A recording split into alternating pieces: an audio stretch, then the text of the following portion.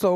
Hey guys, कैसे हो आप सभी लोग। Welcome back to my channel एजी अनाए मांगा। तो गाइस, आज मैं एक्सप्लेन करने जा रहा हूँ बुक ऑफ एस्पर का एपिसोड नंबर 532 को, जो कि काफी ज्यादा अमेजिंग होने वाला है। इसलिए पहले ही वीडियो को लाइक शेयर कमेंट सब कुछ कर डालना। और बाकी जिन लोगों ने भी अभी तक इसके पिछले एपिसोड को नहीं देखा है तो मैंने उस एपिसोड का लिंक इस वीडियो के नीचे डिस्क्रिप्शन में दे दिया है, आप लोग जा करके पहले उस एपिसोड को देख लीजिए। बाकी तो जिन्होंने ऑलरेडी देख रखा है तो उनके लिए शुरू करते हैं हमारा आज का ये वाला एपिसोड। तो अब इस एपिसोड की स्टार्टिंग में हमें ज़ूफेन की हेवनली ड्रैगन सोल को दिखाया जाता है, जो कि अपने मुंह में बेहद ही ज्यादा खतरनाक डार्क पावर्स को कंडेंस कर रही होती है। और फिर अगले ही पल वो अटैक चार्ज होते ही ज़ूफेन अपने उस heaven dragon soul necro dragon screech attack के साथ में यानमो के ऊपर एक बेहद ही ज्यादा पावरफुल अटैक कर देता है, जो कि सीधे यानमो की ओर ही भयानक तरीके से आ रहा होता है। और यानमो उसके सामने एक छोटे से चूहे की तरह लग रहा होता है, जबकि उस अटैक की खतरनाक पावर्स को देख करके यानमो की भी आंखें खुली की खुली रह जाती है। और फिर तभी हमें दिखाया जाता है उस अटैक का इम्पैक्ट। सबसे पहले तो वो अटैक एक बीम की तरह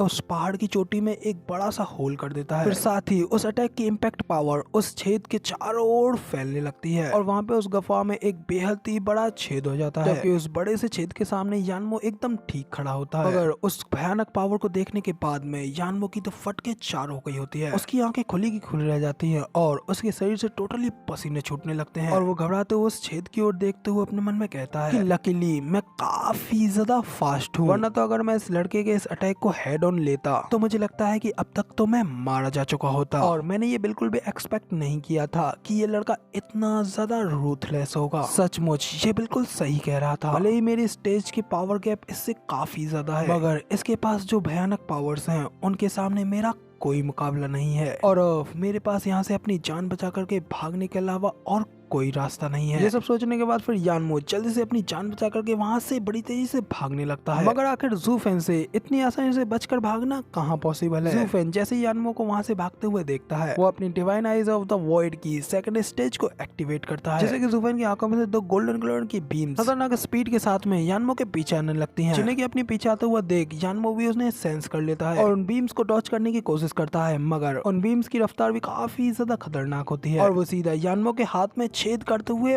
पार निकल जाती है, जैसे कि वहाँ पे यानमो को एक जोरदार भयानक दर्द होने लगता है। दर्द के मारे जोरों से चीखने चिल्लाने लगता है, मगर अगले ही पल उसको एक और जोरदार सरप्राइज देते हुए ज़ूफेन के हेवनली ड्रैगन की पूंछ उसके ऊपर अटैक करने के लिए उसके सामने आती है। तभी उस अटैक को देखने के बाद यानमो भी उस अटैक को रोकने के लिए जल्दी से उसके सामने अपनी यिन यान की उन रिंग्स को ले आता है, मगर फिर भी यानमो को ज़ूफेन के उस अटैक को रोकने में बेहद ही ज्यादा प्रॉब्लम होने लगती है और वो अपनी पूरी ताकत लगा करके मुश्किलों से ही उसे रोक पा रहा होता है। साथ ही वो अपने मन में कहता है कि what the hell is this, आखिर ये क्या चीज है, इसकी सोल पावर इतनी ज्यादा ह्यूज और खतरनाक कैसे हो सकती है। यानमो ये सब सोच रहा होता है, जबकि दूसरी यानमो की वो यिन यान रिंग्स भी ज़ूफेन के उस हेवनली ड्रैगन की पूंछ को रोकने में नाकामयाब होने लगती हैं। धीरे धीरे उन रिंग्स में क्रैक आने लगता है और फिर बूम, यानमो की रिंग्स वहीं पर डिस्ट्रॉय हो जाती है और हेवनली ड्रैगन की पूंछ का अटैक सीधा यानमो में जाकर के लगता है, जिससे कि हिट होने के बाद यानमो काफी ज्यादा दूर उड़ता हुआ जा रहा होता है और सीधा उस केव की एंड की दीवार से जाकर के टकराता है। अब क्योंकि यानमो ने ज़ूफेन को काफी ज्यादा गुस्सा दिला दिया है, तो अब आखिर इतनी आसानी से यानमो की कहां पीछे छूटने वाला था। ज़ूफेन अपने हाथ से फिर से यानमो की ओर अटैक करने का इशारा करता है और फिर तभी फिर से यानमो के ऊपर ज़ूफेन के हेवनली ड्रैगन की टेल का अटैक होता है, जिससे कि हिट होकर के यानमो और भी ज्यादा घायल हो जाता है और फिर दे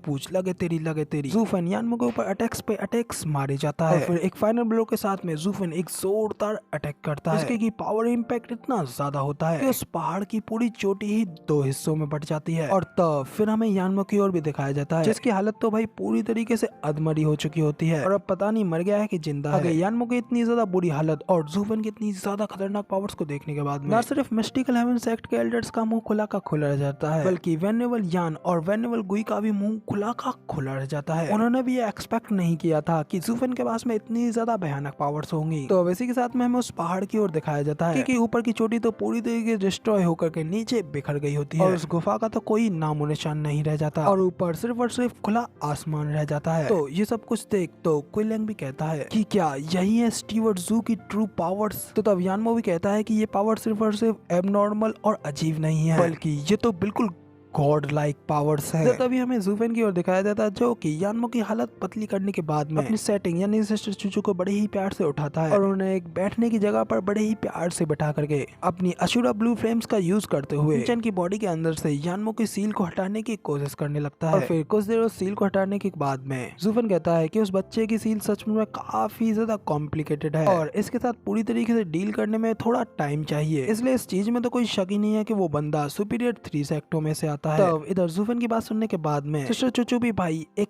कातिलाना स्माइल देते हुए कहती हैं, हाँ तुमने बिल्कुल सच कहा। तो ज़ूफेन सिस्टर चूचू की सील हटाने के बाद में किंचन से कहता है कि बाकी के लोग भी सील्ड हैं और अब मुझे उन लोगों की भी मदद करनी होगी। तो कहते ही ज़ूफेन उठ रहा होता है कि तभी किंचन को अचानक से थोड़ा दर्द होता है। ये देख ज़ूफेन भी उसके और पास आ जाता है और कहता है कि ओ तुम्हारे तो एंकल पर एक घाव है, मैं तो ऑलमोस्ट इस बारे में भूल ही गया था। तो कहते ही ज़ूफेन सिस्टर चूचू के उस घाव को अपनी पावर का यूज करते हुए हील कर देता है और किंचन कहता है कि दूसरों को बचाने के बारे में सोचने से पहले तुमको पहले अपना ध्यान रखना चाहिए। तो सिस्टर चूचू भी ज़ूफेन से कहती हैं कि हाँ मैं ये जानती हूँ और अब मैं फिर से तुम्हें अपने लिए इतनी ज्यादा चिंतित नहीं करूंगी। तो ज़ूफेन कहता है कि नहीं ये बात नहीं है, मैं तो बस तुम्हें समझा रहा हूँ। तो सिस्टर चूचू कहती हैं कि तुम्हें कुछ भी कहने की जरूरत नहीं है, तुम चाहो तो अपने उस रास्ते पर चल सकते हो और मैं भी जरूर उस ब्रिज को क्रॉस कर लूंगी। हम दोनों के ही पास अपने अपने खुद के रास्ते हैं जो कि कभी कभी इस तरीके से एक दूसरे से टकरा जाते हैं। जब सिस्टर चूचू और ज़ूफेन इसी तरीके से एक दूसरे से बात करते जा रहे होते हैं तभी दूसरी ओर उन दोनों को इस तरीके से देखने के बाद में वेनेवल ज़ूफेन से कहते हैं कि वो तो सिर्फ और सिर्फ एक छोटा सा घाव है जो कि सिर्फ एक हीलिंग पिल देने से आसानी से ठीक हो जाएगा, जबकि उसकी जगह पर यहाँ पर हम सभी लोगों की कल्टीवेशन पूरी तरीके से सील्ड है और यहाँ तक कि हम लोग तो यहाँ पे हिल भी नहीं सकते, इसलिए तुम्हें सबसे पहले यहाँ पे आकर के हमारी मदद करनी चाहिए। तो बाकी के सभी लोग भी कहते हैं कि हाँ मास्टर बिल्कुल सही, और अगर हमने जल्दी से मूव करना शुरू नहीं किया तो फिर हमें तो फिर से चलने का तो चांस ही नहीं मिलेगा। इन सब की ये सारी बातें सुनने के बाद इधर ज़ूफेन भी काफी ज्यादा चिढ़ जाता है और उनसे कहता है कि हाँ मैं जानता हूँ, साला ढंग से प्यार भी नहीं करने देते। इधर फिर हमें कुछ देर बाद का सीन दिखाया जाता है। ज़ूफेन ने अपने सभी लोग और अपने वेनेबल्स साथ ही मिस्टिकल हेवन सेक्ट के सभी एल्डर्स और वेनेबल्स और लोगों को अनसील्ड कर दिया होता है। इसके बाद हमें ज़ूफेन की ओर दिखाया जाता है जो कि फेरी सुई को अनसील्ड कर देता है और ये देख करके फेरी सुई भी खुश होते हुए ज़ूफेन से कहते हैं कि हाँ अब मैं मूव कर सकती हूँ, जबकि तभी उनके पीछे खड़े उनके एल्डर ज़ूफेन को देख अपने मन में कहते हैं मैंने ये बिल्कुल भी एक्सपेक्ट नहीं किया था कि डीमन स्कैमिंग सेक्ट से एक इतना ज्यादा पावरफुल मॉन्स्टर आएगा। ऑफ डबल ड्रैगन गैदरिंग में हमें इस मॉन्स्टर को फेस करना होगा। इतना सब कुछ सोचने के बाद में फिर एल्डर ज़ूफेन से पूछते हैं हे बाय द वे आखिर वो यानमो कहाँ है। उनकी बात सुन ज़ूफेन कहता है कि मेरा ये अनुमान है कि वो 10 मील दूर इस सब के मलबे में गिरा मिलेगा, मेरे हमलों ने पहाड़ और बाकी की सभी चीजों के साथ में उसे भी वहीं फेंक दिया। ज़ूफेन की बात सुनने के बाद में वो एल्डर अपने डिसाइबल्स से कहते हैं कि अब जल्दी से जाओ और उस यानमो को यहाँ पे वापस लेकर के आओ, क्योंकि अगर वो यहाँ से भाग जाता है तो फिर लौटने के बाद वो हमसे इस तरीके से बदला लेगा जैसे कि हम बिल्कुल भी हैंडल नहीं कर पाएंगे। तो